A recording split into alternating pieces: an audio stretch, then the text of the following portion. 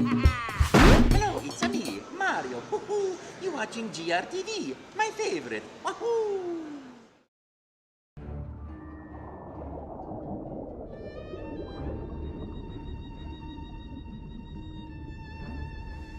We're here behind the scenes in this lovely room, together with Ken Levine from Irrational Games. Look at that dude. He's awesome. What's his part in the development of Bioshock Infinite? Cool. Actually, we stuffed and mounted him on the wall. Yeah. A little similar looking, yeah, similar looking. I was thinking about the beard. I wasn't calling you a goat, but yeah. So you're here showing Bioshock Infinite that was announced last week. When we're filming this, and there might be a time lapse, but yeah, recently announced Bioshock. Little time travel there. But what can you tell the viewers about what's the concept behind Bioshock Infinite? I think for us, we wanted to make continue in the Bioshock franchise. It's something we created. The studio, Irrational Games, created something really important to us. But we wanted to be able to say, okay, nothing is sacred. There are no sacred cows. We want to be able to rethink anything and everything we wanted to about the franchise, but still make something that was very much a Bioshock game. And I think that will become clearer as to why it's a Bioshock game over time. And it was really important to us that we got back to that place when people first saw the first Bioshock of looking at it and going, what am I seeing here? What is this? I don't quite understand. This is whoa, and that is something that is harder to do in a franchise as you go on, because usually people think of sequels as like, 5 new weapons, 5 new monsters, and we wanted the opposite of that. And we really wanted to really bring people back to that place of amazement and surprise. And so, we started with 2 core principles, which we think are very Bioshock, which is one is you have to be in a place that is fantastical and ridiculous and amazing, but also feels grounded. And believable, and like people could actually live there, and to talk about people's lives, believable people, and what the effect this world had on their lives were. And the other thing was just to give you this huge range of tools, a huge suite of tools, and just let people, choose how they approach all the problems in the game with that suite of tools.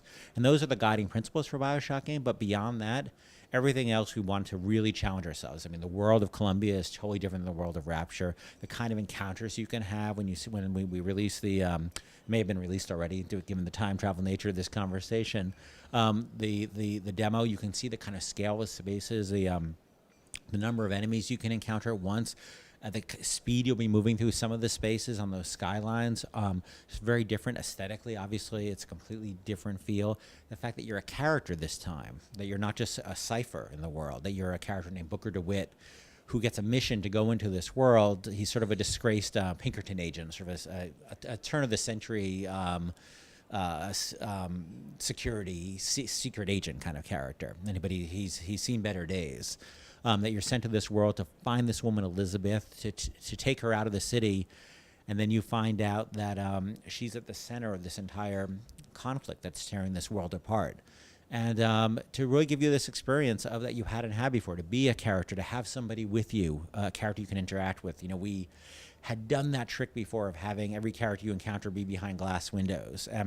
We didn't want to allow ourselves that. We wanted a character you'd have an intimate relationship with, who'd be right there, that you would interact with on a gameplay and as well as a narrative level. And that was the goal with Elizabeth. And then in terms of the powers and the weapons you have in the game, there's going to be a lot more of them, first of all.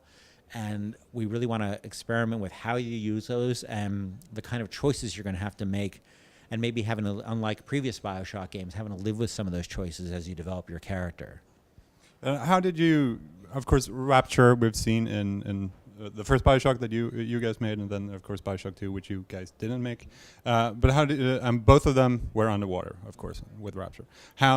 When did you decide that? Okay, where did that concept from? To race instead of going deep beneath the sea again, going up into the air with Columbia. Sorry, that was really the first idea we had, because the second idea. We had the time period, which we thought was a really interesting time period, primarily because it's not a time period like 1960. People think of World War II and they think of the Beatles, and in between them, they don't really know. Now, more with Mad Men and things like that. You have that show, Mad Men, and now people are sort of more aware of that period, and with Bioshock as well. And this period of 1900, people think of, in America, they think of the American Civil War, and then they think of World War I. And in between them, they don't know anything.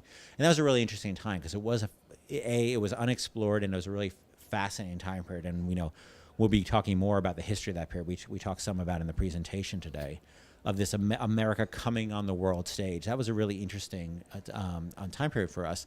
And then what was interesting is, one of the most interesting things of the time period is you go from this time period, which is around 1912, and the 20 or 30 years before that, where you have 20, 30 years before that, you have farmland and you have farmers and people are making crops and cattle. And then 20 years later, they're making radios and movies and automobiles and airplanes. And if you said to somebody in that time period, when all this change had happened, and scientific, technological change you can't even imagine today, if you said to somebody then, you think we might be living in cities in the sky in 5 years, they'd probably think about it for a moment and say, yeah, maybe. And you see a lot of the art of the period, a lot of the fantastical art of the period, imagine cities in the sky. And for a city based upon these democratic core principles, these ideals, these lofty ideals, to make the city on the hill, the shining city on the hill, make that literal, was really exciting to us. Also, the gameplay opportunities that opened up, the kind of scale you'd have, the verticality, the vertigo, all those things were really appealing to us. Another thing as well, there's two things that you mentioned before as well. But let's start with the first one, the fact that you're a character. How did you decide it? Because in the first one you were kind of this no man or every man, but now you have a name, you're a person, you actually have a voice. When did you decide that, or how did you decide that? That was sort of in the middle, a few months later, because we found ourselves, whenever we find ourselves saying, sort of leaning on things we had done before exactly the same way, we get nervous because it's very easy for us. But if we're not challenging, if we're not sweating and we're not challenged and we're not going to work every day and going, oh my God, how do we do this? Then it's not going to be exciting for an audience. And we sort of knew this. We had done the Cypher thing. We had done the No Man thing, as you said, a couple of times. And, System Shock 2, we'd done in Bioshock. And we were thinking, okay, well, that's not a space we want to go anymore because we're too comfortable with that space. And we started thinking more about this character. And I had done some work in this area. I did a game called Thief. I worked on a game called Thief many years ago. And the character of Garrett was one of the first games where you had a character with a voice and really who drove the action himself. And we wanted a character who was really driving the action and also interacting with Elizabeth. And for a while, he didn't speak, and I just didn't feel there was a dynamic between him and Elizabeth. I didn't want another guy just giving him radio messages and telling him what to do. I wanted Booker to drive the action. I wanted you as a player to drive, through Booker to drive that action, to him to make observations and see things. And I wanted the action much more to be driven by you and by Elizabeth than by some guy talking in your ear. I'm not saying we won't have any of that, but I thought we wanted to move away from that because we were too comfortable with it. And then, as you were saying, we have Elizabeth, and she's not behind a pane of glass. Because I'm going to be honest with you, but towards the end of Bioshock 1, I was really frustrated at this darn glass in front of me all the time. But how did you? Because that also sounds like a very comfortable thing to do. Because if you're gonna tell a narrative, place it behind the glass where the player can't really interfere at all. How does that go? How was that go from behind that safe zone to this more open? Look, it's two things. One is that it's challenging, and it's not like people haven't done it before. It's just that for us, one of the things that makes Bioshock work is that the world feels, even though it's ridiculous, it's over the top in a lot of ways, it also feels grounded. Elizabeth needs to feel grounded, and she needs to feel like a real person, not a superhero. And that's why when she uses these powers, you saw the effect it has on her. She collapsed. You saw the blood coming out of her nose. I didn't want her to be, Wonder Woman. I wanted her to feel grounded.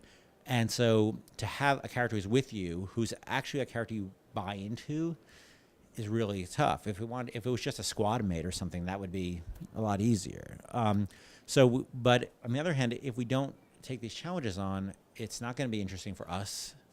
And if it's not interesting for us, I guarantee you it's not going to be interesting for the audience. So I don't think it's like, oh my God, they've created something, they've conceived something totally new, a character who's with you. But it's important that she be grounded and that the power she uses in the world, that they're huge. You saw the scale of them, but also that you're driving the action. Whenever she did any of those things you saw in the demo, whether it was the thing with the bridge or forming that rain cloud. You don't have to take her up on those actions. You can continue just using your regular suite of Bioshock tools to accomplish those tasks. But she presents these opportunities for you to do these larger scale things. So we want to make sure you weren't obligated to drive her like a squad mate, that you weren't obligated to have her drive the game for you. You need to drive the action. And that's really important for us. And it's a perfect opportunity for co-op. I'm not convinced that I'm not saying there's no co-op in this game. I'm saying that Elizabeth is in the main story is a AI who's with you because she's got a very specific narrative purpose, and she's got to drive that. If we don't have the narrative experience in a Bioshock game, it's not a Bioshock game. I was just hoping to sneak out an announcement from your side. I'm sorry. Sorry about that.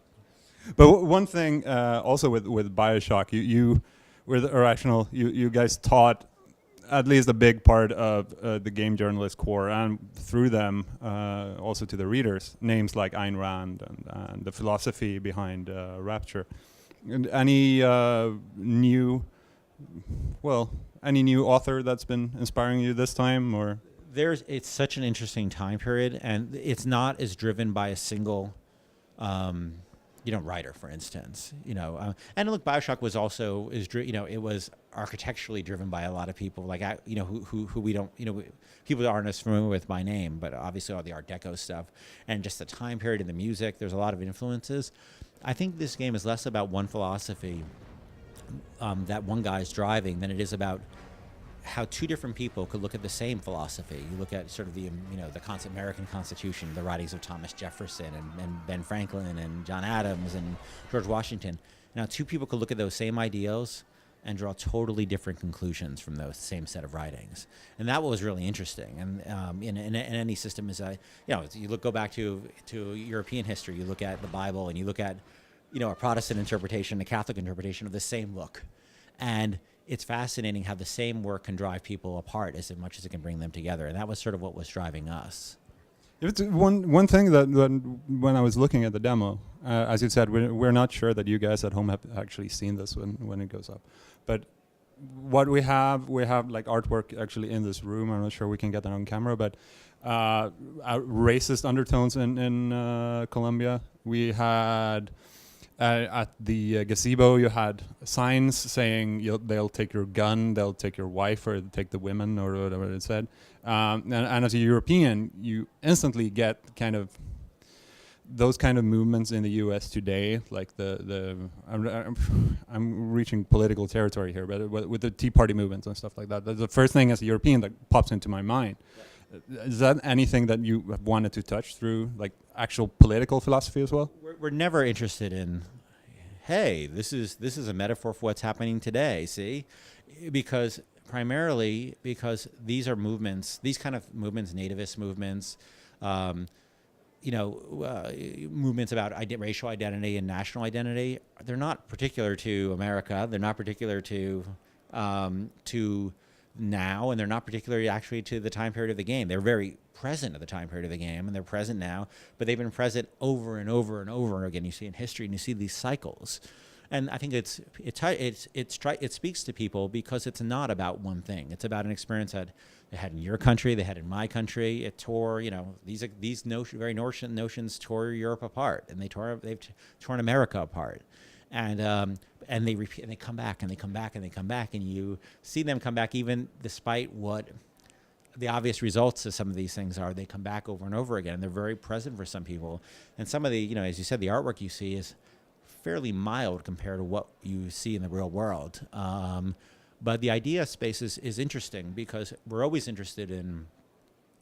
never interested in saying, see these guys, these are the bad guys. I mean, one thing I love about Bioshock 1 is people think I'm either Andrew Ryan's biggest fan or the whole game is a attack on objectivism. And I love that. I love that people think it's both. And it's because we're not here to tell people what to think. We're here to say, isn't this interesting? What do you think of this? What do you think of this? And you're just seeing one fraction of the kind of thought that goes on in Colombia. There are people who who have very different views of the world than what you're seeing, but it's a 10-minute demo. So there's only so much we can bring to the fore at one time. All right. Well, thank you very much for your time.